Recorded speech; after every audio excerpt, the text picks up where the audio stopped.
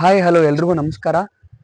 ನಾನು ನಿಮ್ಮ ಪ್ರೀತಿಯ ಮನೆ ಮಗ Zee Kannada Sarigamapa little champ season 19ರ finalist contestant challenging star D boss Darshan sir ಅವರ ಅಪ್ಪಟ ಅಭಿಮಾನಿ ರೇವಣಸಿದ್ದ ಪುಂಡ್ಲಿಕ್ ಪುಲಾರಿ ಮಾತನಾಡ್ತಿರೋದು.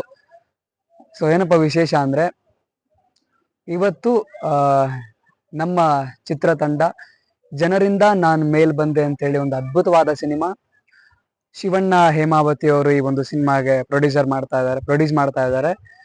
ಈ ಈ ಸಿನಿಮಾದ ಹೀರೋ ಬಂದು ಶಂಕರ್ ಗಂಧರ್ವರಾಜ್ ಅಂತ ಹೇಳಿ, ಸಿನಿಮಾದ ಡೈರೆಕ್ಟ್ರು ನಮ್ಮ ಪ್ರೀತಿಯ ನವಿಲುಗರಿ ನವೀನ್ ಕುಮಾರ್ ಸರ್ ಅವರು, ಸಿನಿಮಾದ ಮ್ಯೂಸಿಕ್ ಡೈರೆಕ್ಟ್ರು ನಮ್ಮ ಪ್ರೀತಿಯ ಪ್ರಣವ್ ಸತೀಶ್ ಸರ್ ಅವರು. ಈ ಸಿನಿಮಾದಲ್ಲಿ ನಾನು 2 ಸಾಂಗ್ನ ಹಾಡಿದ್ದೀನಿ. ಜನರಿಂದ ನಾನು ಮೇಲ್ ಬಂದೆ ಕ್ಲೈಮ್ಯಾಕ್ಸ್ ಟೈಟಲ್ ಸಾಂಗು ಈ ಒಂದು ಹಾಡು ನಾನೇ ಹಾಡಿದ್ದೀನಿ. ಆಮೇಲೆ ಇವತ್ತು ನಾವು ಅಂಬೇಡ್ಕರ್ ಬಾಬಾ ಸಾಹೇಬ್ ಅಂಬೇಡ್ಕರ್ ಅವರ ಒಂದು ಮೂರ್ತಿ ಎದುರುಗಡೆ ನಿಂತು ನಾವು ಹಾಡ್ ಶೂಟ್ ಮಾಡ್ತಾ ಇದೀವಿ, ಜೈ ಭೀಮ್ ಅಂಬೇಡ್ಕರ್ ಅಂತ ಹೇಳಿ.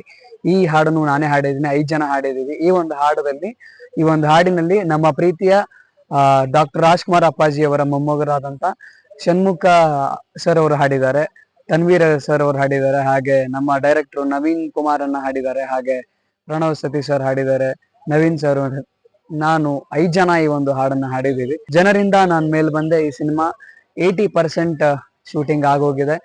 ಇನ್ನೇನು ಜೈ ಭೀಮ್ ಅಂಬೇಡ್ಕರ್ ಈ ಒಂದು ಹಾಡು ಇವತ್ತು ಶೂಟಿಂಗ್ ಮಾಡ್ತಾ ಇದ್ವಿ.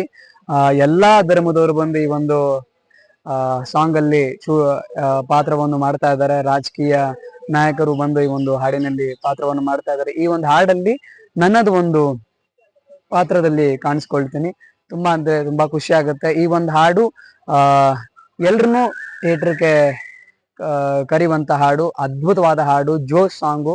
ಬಹಳ ಅಂದ್ರೆ ಬಹಳ ಖುಷಿ ಆಗತೈತಿ. ಯಾಕಂದ್ರ ಇಂತಹ ಸಿನಿಮಾಗಳು ಬರಬೇಕು, ನಮ್ಮ ಕನ್ನಡ ಸಿನಿಮಾನ ಗೆಲ್ಬೇಕು. ನಿಮ್ಮೆಲ್ಲರ ಪ್ರೀತಿ, ಆಶೀರ್ವಾದ, ಪ್ರೋತ್ಸಾಹ, ಹಾಗೆ ನಮ್ಮ ಮೀಡಿಯಾ ಮಾಧ್ಯಮ ಮಿತ್ರರು ಎಲ್ಲ ಅವರ ಒಂದು ಹೆಲ್ಪು, ಅವರ ಒಂದು ಬೆಂಬಲ ನಮ್ಮ ಮೇಲೆ ಯಾವತ್ತು ಹೀಗೆ ಇರಬೇಕು. ಮಾಧ್ಯಮ ಮಿತ್ರರು ಇದ್ದಾಗಲೇ ನಮಗೊಂದು ಹುಮ್ಮಸ್ ಇರ್ತದೆ.